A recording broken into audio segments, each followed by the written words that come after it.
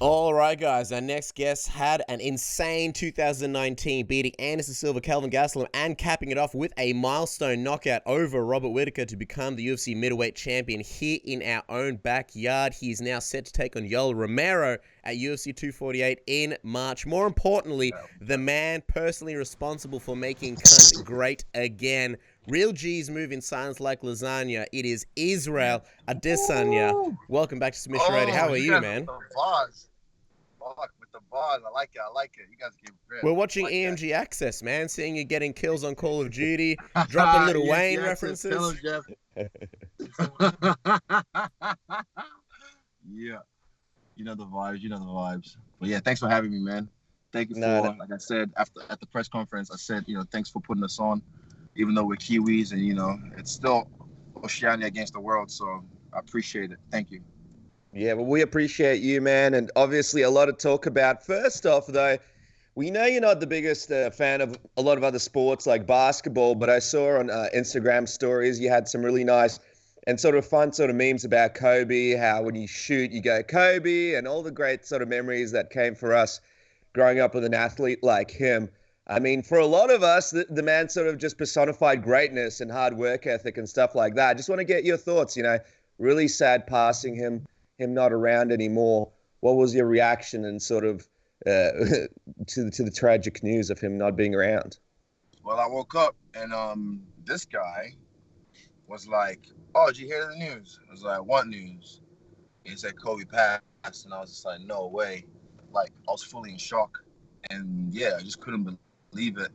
It's not like anyone is immune to Father Time, but yeah, it's just so soon, so sudden, and just the way he died. He said it was a what do you call it, helicopter crash. Mm-hmm. Yeah, that was tragic. And then I heard, because first one I thought of was JC, one of our management teams who's worked really close with him, and Twist, who was one of my striking coaches, who was the biggest Kobe fan, like Stan. And I hit them up, and just they were the first people I had in mind, because I can imagine what it's like, if one of your idols or close friend dies. But for me personally, like you said, I don't watch sports. I don't follow basketball. I follow greatness. And he's a guy that transcended the sport. He transcended basketball. He was a guy that, when I was living in China, when people were trying to, oh, Kobe Bryant. I was like, oh, no, I don't play basketball. Yeah, that's what they say. Yeah, so Kobe was bigger than sport. He was bigger than life, but yeah. It is what it is, and yeah, he'll rest in love. And to everyone else that passed away in that tragic accident, it was weird. The last 2 days, I've just been feeling it kind of gets you reflecting on your own mortality and your own legacy that you want to lead, that you want to leave behind. So he's left a legacy that is second to none. He's a guy that he'll live on forever. Yeah, it's crazy, everyone has sort of these big long-term goals, everyone's saving money, this and that, and you kind of hope that Kobe's last few days were at least fun days and he kind of enjoyed himself, because you never know when it's all going to end. He just retired, didn't he, last year or 2 years ago? He just retired. So a few years ago he won an Oscar. He opened up his own academy. He was destined for a lot of great things. Yeah. He's got 4 girls, he just had, I think, another one on the way. Mm-hmm. So he, when you retire, and especially the way he worked, this Mamba mentality, when you retire, you hope to have more free time to be able to just enjoy the fruits of your labor and enjoy it with your family, your loved ones, your close ones. And to be taken away so suddenly, it's just, it's sad, but it's one of those things you have to reflect on, and it's given me a lot to think about. 100%. Well, I encourage everyone to check out EMG Access and check out that video of you and Twister working out in the gym with your friend over there who's driving right now, where you speak a lot more about Kobe, and you obviously got the poster of Kobe on the wall as well. But I wanted to ask you, man, I was thinking about it, this time around last year, we were sitting in the hotel room with you ahead of your Anderson Silva fight. You were very kind enough to give us some time, and how much things have changed now. And I'm just wondering sort of, is it true that ahead of the Robert Whittaker fight, you were sort of walking around the streets of Melbourne just trying to sort of soak up what might be your last chance at sort of anonymity before, essentially becoming a big star? Is that true? Yeah. This is actually, the keep it on straight. What do you you call it, the press conference, the one where Megaphone came through. Yep. That night, I went to an alleyway by the hotel, lit up a joint, and then I just had my AirPods in and just walked around Melbourne. And I ended up at a tram stop and just sat there for like 40 minutes to an hour, just jamming to music and just feeling irie and just enjoying just my last few moments in a major city that I'll be able to walk around and just be free. So I understand. I've seen what happens in this game or in entertainment to a lot of people in my position, and they wish they could have their freedom back. They could just go to the mall and not. I don't even fucking go to the grocery stores anymore. Like that was my favorite pastime. One of my favorite pastimes was just headphones in, podcasting, shopping. And now a trip that should take 20 minutes could take an hour because every aisle, everyone wants to take a photo and then wants to have a conversation. And Wow. My time is precious. I don't really want to waste it, especially when I just finished training and I'm tired and my legs are hurting. The last thing I want to do is make small talk or repeat myself about my next fight. Well, everyone just thinks it's just one photo. It's just their own. But yeah, I understand what it is, so I'm acting accordingly, and I'm a dick when I have to be, because a lot of people have no manners. A lot of people have no manners and respect when they see someone quote unquote famous. So if they come at me wrong, I give them the wrong energy as well. We've heard like epic stories of Brad Pitt and Leonardo DiCaprio trying to wear wigs, hats, fake noses, body doubles. What are the strategies you're putting in place right now so you can still enjoy your grocery time? Is there a wig that you? No wig. I just walk around bare feet because for whatever reason, when I walk around bare feet, people just can't be him. Let him go shoes on. That's just another bum. So I just walk around bare feet because of my own reasons. I fight bare feet. I like to stay connected to the earth. But yeah, a lot of people. That's my tactic. Just bare feet. And I have this energy I can give up where I'm just like, don't talk to me sometimes. Well, I'm a nice guy. I'm not a dick. I love people, and I love it when people are nice to me, so I can be nice back to them. And even when they're not nice to me, I'm still nice back to them sometimes. But at the same time, you have to remember we are humans. We're all humans, and we all have good days and bad days. And if I'm having a shit day, you come at me with a level 100 energy, I might not give you the song and dance you're requesting. And we know the Kiwis are pretty respectful compared to some of the other countries as well. But I was going to say, that's what you mentioned. Like to think. That's what you like to think. Everyone likes to say that, but no matter, it's different. Example compared to say Vegas, like fight week in Vegas or anytime in Vegas is different, or LA. It's a little bit different. LA is more. Last time I felt like I was actually, well, not last time, but like I felt kind of like normal in public was when I went to a party in Beverly Hills. And I was in and amongst all these fucking Hollywood bigwigs and, musicians and actresses and actors and shit. And yeah, I just felt like people showed love, but they didn't they just let you be you. So yeah, it was cool. That was nice. And I could see why people fall into the Hollywood trap, because they want to stay in that. Oh no. What happened? We thought someone nicked the car, but it's all right.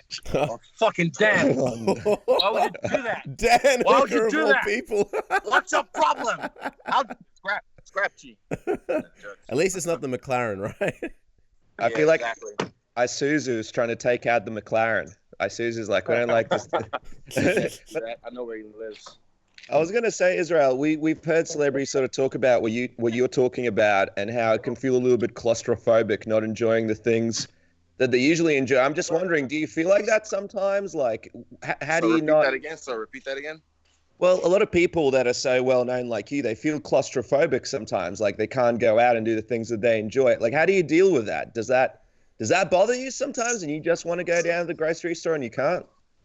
Yes, but you have to accept life as what it is. You can't live in the past. But there's what did Michael Jackson do? He hired a whole store and hired actors and actresses, and then made them pretend to be shoppers and workers, so you can enjoy that luxury.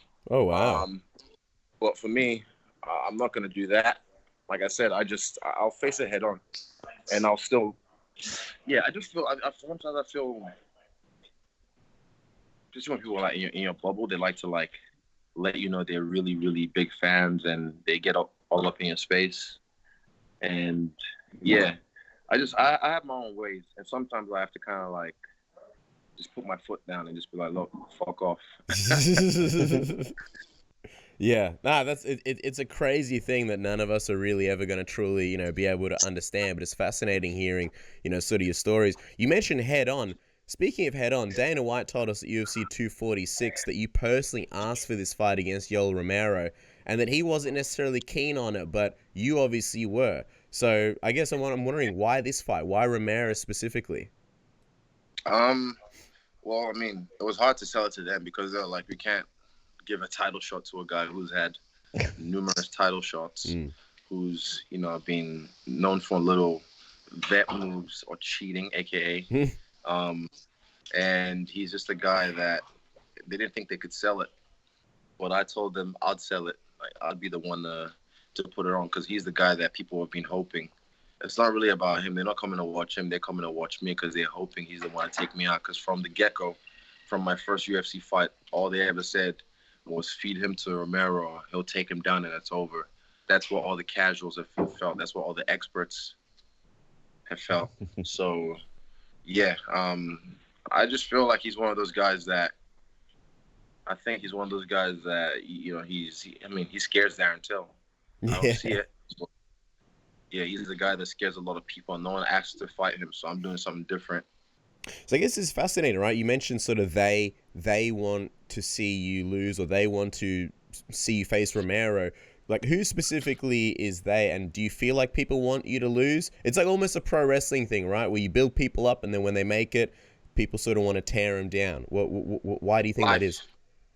That's just human nature. They build them up, and then when they feel like, oh, he thinks he's the man, he's too big for this. Well, let's hope he loses. He's winning too much. It's just sometimes, and I know this because I felt it before. I felt it.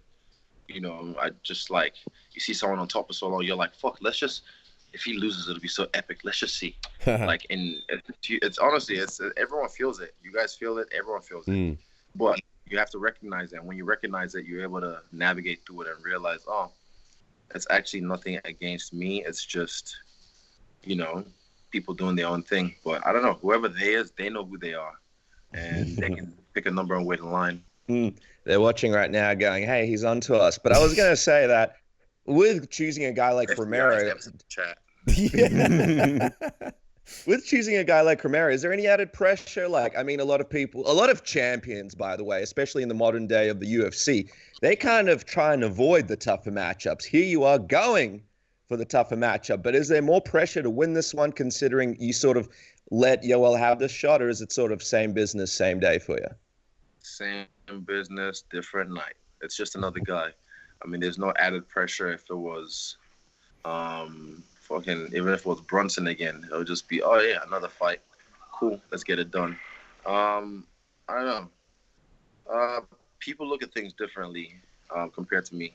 Yeah, that's why I'm in the position I'm in. Yeah, I don't feel any added pressure. It's just March 7th, me and another man who bleeds, who cries, who sweats. Just gonna step in there and do battle, and I'll come out on top.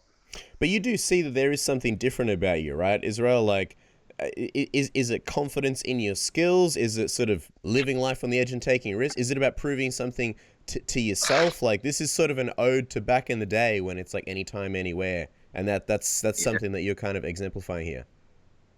I've said it because a lot of people already, oh, let's go to 205, let's face the champ. For me, I'm like, just give me a second. I'm only 2 years in the game. That's one thing a lot of people forgetting.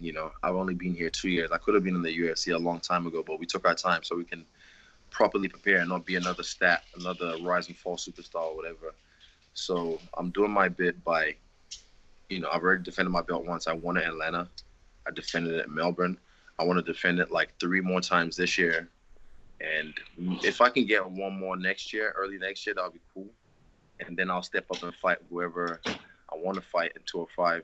But yeah, I'm just, like you said, it's a throw to the old. It's a homage. What do you call it? Thing, paying homage to the old school, doing right by a division, winning the belt, defending the belt, and then stepping up. Not just like, oh, win the belt, step up, and then they hold up the division. The division was already held up a long time because of Robert. So I don't want to be that guy. Obviously, everybody loves an active champion, and this is kind of the stuff that builds your legacy. And I hear you talking about legacy. I feel like this is kind of a legacy fight, not only in fighting Romero, but just choosing Romero in general. What do you think this one kind of does for the legacy? I know we've sort of joked around about the Israel Adesanya motion picture one day when it comes out. What do you think this fight does for your legacy? This fight for my legacy is just, let me think. I don't know if it does anything specific for my legacy. Like a fight like Anderson Silva, that was a crucial fight for my legacy because it was a quote unquote passing of the torch moment because of the old school and the new school and rah. And my history with Anderson as the guy I looked up to get into this game. But this fight with Romero, I don't really think it does anything specifically for my legacy, apart from being another body on the line, another tough guy on the line that we have to take out. When we were talking to Dana White, he mentioned how he was trying to fight you and stop you from taking this fight. I'm just wondering, what were the options on the table for you? Because we know Paulo Costa was never going to be ready for this fight. You'd think it'd be impossible. So what were the names that he was throwing at you that instead? There weren't really any names originally, but I think I was looking at 244, see how Darren Till or Kelvin does, see how they won. If one of them, if Darren had won in spectacular fashion, knocked out Kelvin in the first round, something crazy like that, fucking, I'm going to London. About the stadium over there. That would have been the one. But yeah, you just in this game you have to play things by ear sometimes and just see how things go with the ebbs and flows.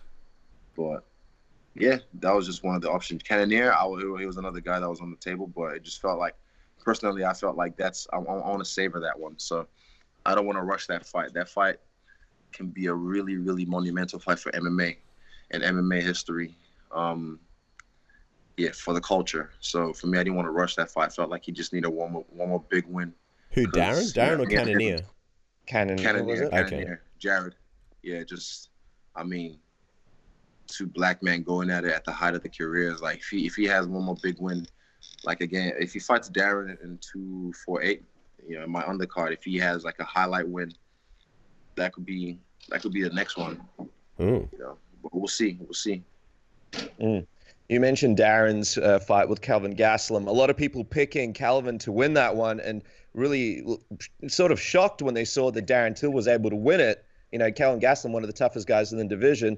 But what was your sort of thought of him, at middleweight? I know that you were looking if he was going to get a quick win, but were you impressed with his performance at all? What did you think about his fight against Kelvin at middleweight? I liked it. I didn't think everyone, boring, we're a boo, whatever. Well, that's just, casuals as they do. I liked that. I thought he fought smart. It wasn't, like a fight like I had with Kelvin or like I had with Whitaker or the one I had with Anderson, But it was a tactical fight. It was a safe fight. And for him coming off the losses he had, I think he had to play it that way. He just played it the smart way.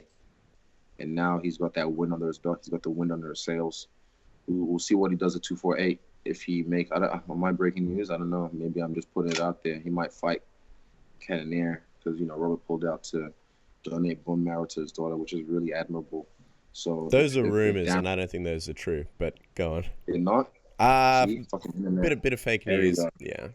Fake news. Oh, yeah. How dare they? Unconfirmed news. I'm confirmed. I don't want to take something away from Robbie if he is, but he's definitely going through something. Yeah. Well, I mean, if he had to pull out from a fight like that, on a card like mine, then it must be something really, really serious. So I hope whatever it is, it's all good, But yeah.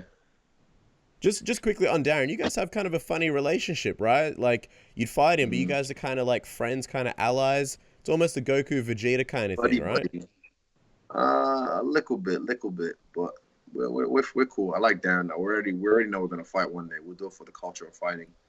Because that's a stylistic matchup that just can't be missed. Not in this era. That's a fight that's not going to get away from under me. But I like him. He's a good sort. He's a good kid. Yeah, I think we'd get along very well. But Darren is not 8. I was gonna say that would be an exciting fight for you guys if he fights Cannonier, and then it'd be you against him. So are you still open to going over and doing a stadium show over his way if he does go through a guy like Cannonier as sort of one of the moments in your legacy I haven't as been champion? to London yet. I haven't been to London yet, so what better excuse? I got the best English striker in the world right here. Anyway, look at him. A wild Dan Hooker appears. Look at that. But that's Mark Tim. That's Mark Tim. Oh, I'm sorry. The resolution was so small. I took a stab in the dark. Racist. Oh, like that just been out it. Yeah. So I mean, what better reason to go to London than to go set up a stadium show over there and fight, one of their sons, and Darren Till. And by the way, Darren Till, he's joked around and he's afraid of Yoel Romero, and here you are defending your title against him. Those EMG Access videos, by the way, if people haven't checked them out, are absolutely fantastic. We loved learning about the spider training and all sorts of things that are happening in the camp. But you said in one of the videos that you spoke about doing charitable things. Do you think Yoel is lucky to be getting this title shot against you? Bet. Fuck. Look, when he fought, his last win was my UFC debut. Think about it, let that sink in. I said, I've been here for a long time. I've only been here for 2 years. His last win was my UFC debut. He's a guy that, even that fight, it was for the interim title, right? He didn't make weight. He could have spent the extra hours or whatever time was given to make the weight. He chose not to because he decided, or his team decided, they'll take the fine, and if they win, they'll still get the shot at the title anyway. These are tactics. These are moves that they do. So yeah, he's a guy. I mean, he's lost his last 3 out of 4. He's had 2-3 different title shots. Fuck. I mean, come on. I'm a nice guy, This can be a tax write-off. How does that sort of weigh in your mind, like knowing Romero's obviously controversial history? I was watching a highlight reel the other day of him, and like so many things happen in so many fights. How do you sort of, what is it? Stoolgate. Yep. Missing weight. Mm-hmm. Fans grabs, shorts, glove grabbing. The list goes on, and they call these veteran moves. But trust me, some people will do anything to win, whether right or wrong. They'll do anything just to get that win.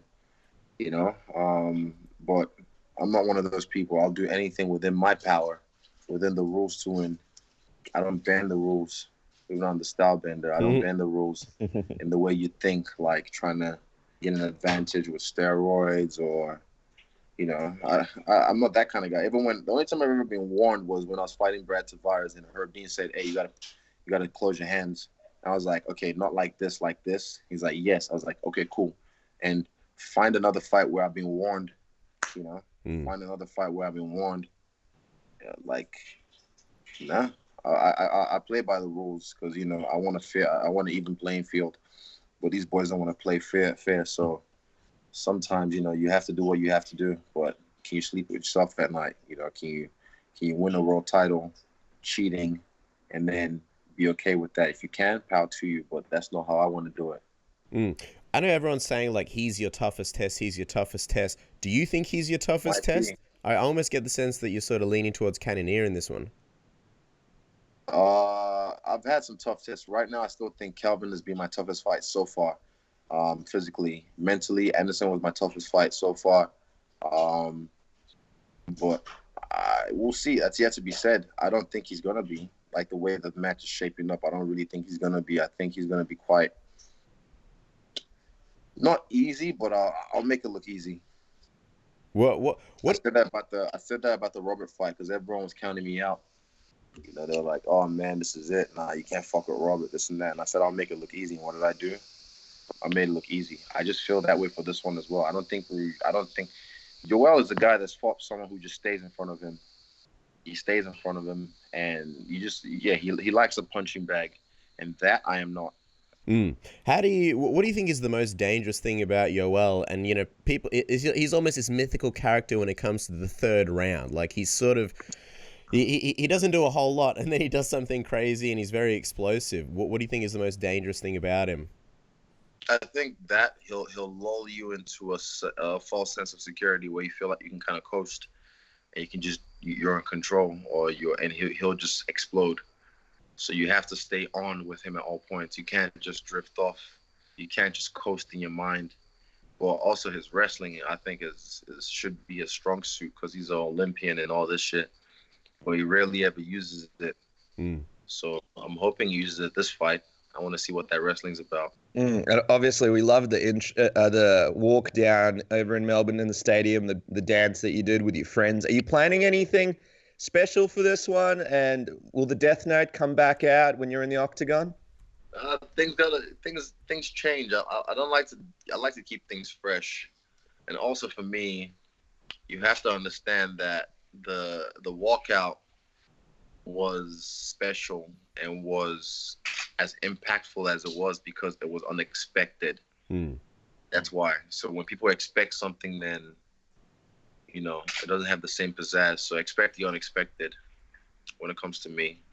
Well, that's why people tune in. They're always excited to see what happens next. We were speaking to Dana White at UFC 246, as Casper mentioned, and he brought up Jon Jones. He kind of sees the path very similar to what you mentioned. You go through a bunch of contenders in the division, but then he sees that Jon Jones fight in a stadium in Australia or New Zealand. I know you've mentioned Raiders Stadium. Does Australia and New Zealand seem like the right place to have a super fight like that to you, or is Raiders Stadium still the place in your mind that you'd like to see the stadium? Raiders Stadium would be the one. If it makes dollars, it makes sense. So you just have to make it make sense to Dana. And once you do it, then yeah, he'll follow suit. Or we can even take it to somewhere like Morocco or somewhere like South Africa. We can definitely do it out here in New Zealand, but not Australia. I've already given you guys a stadium show. So They're pretty greedy, Israel. Just letting you know. We want more. Yeah, exactly. We want more. First travel over. No, Adesanya. Yeah, that's it. Yeah, I'm taking it all, man. No, but yeah, I think the Raider Stadium would be the one for that. And what did he say? He said something. I saw it on Instagram that by the time he goes to heavyweight, the fight will be. Who gives a fuck about weight? I've never given a fuck about weight. Since when? It's never been a issue for me. I've been a heavyweight in boxing and kickboxing. I'll do it again in MMA. So it's never been an issue about weight. He can try and run to heavyweight, but I'll chase him down. I'll hunt him down if I have to. See, you'd fight him at heavyweight? Yeah. Let him go to heavyweight. He can. I said right now I'm still working at middleweight. If he wants to come, he can step the line if he comes down to middleweight. I've said that already. Well, I'm sure he can't do that because his frame won't let him. So let me do my work. Shut the fuck up, and I'll come see you when it's time. Well, I was going to say UFC, he's fighting Dominic Reyes next. Are you expecting him to be sending you all sorts of messages and just talking about you during fight week and just trying to build this fight as much as he can while the media is around in Houston? I don't care. Don't really know. I know when I'm fighting, he tries to talk shit about me when I'm fighting to try and take away the attention from my fight onto him, or to try and make it about him for whatever reason. But it's my show. Yeah, but I don't really care. He can do what he does. If Dom wins, good on Dom. Happy for him. And I think he's got a big problem on his hand with Dominic Reyes as well. But if Dom wins, doesn't matter. I'm still coming for that ass. Israel, I really appreciate the time, man. I know you're sitting in, I think it's Dan's gym, so we'll let you go in a second. But I'm just wondering, obviously Conor McGregor got this big win, just the other week. You guys both under Paradigm. You guys are essentially allies. GP. And he keeps sort of talking about fighting in March. I think, he wants to fight March, and that's obviously the card that you're on. Did you kind of get a sense that he was potentially trying to get on that card and sort of, help build, another Paradigm brother, essentially? What would that have meant for you if you guys fought on the same card? I think when he was talking about it, the fight wasn't signed yet. The fight wasn't signed, sealed, delivered yet. That's why. But yeah, I mean, if he fights on the card, I'd have to be the co-main, if I'm being honest, just based on the stock right now. Mm-hmm. But that's also good for me as well, because the people that come to watch him are gonna watch me whoop ass and be like, holy shit, who is this fly-looking black boy doing all this shit? Like, man, this guy's the man. Let me watch him more. And then, like I said, this is a numbers game, and those numbers are coming for me too. I see them everywhere, straight up. Anyway, mad. I gotta go. Yeah. All right. Say it again. That's what you were saying? No, well, we were going to say, as we wrap up, obviously, you versus Yoel Romero, UFC 248, March 7th, 8th in Australia, New Zealand. And, of course, follow the man on Twitter and Instagram at StyleBender. Israel, we really appreciate you being able to share Submission Radio 200 with us. It's been a pleasure seeing where you're at now. We can't wait to see what happens next. Yeah, 200 Okay. episodes and 200 more to come. You know it. And thank you for the love of the press conference, man. I really appreciate it. All love, all love. Enjoy the rest of your day, man. Thanks, Israel.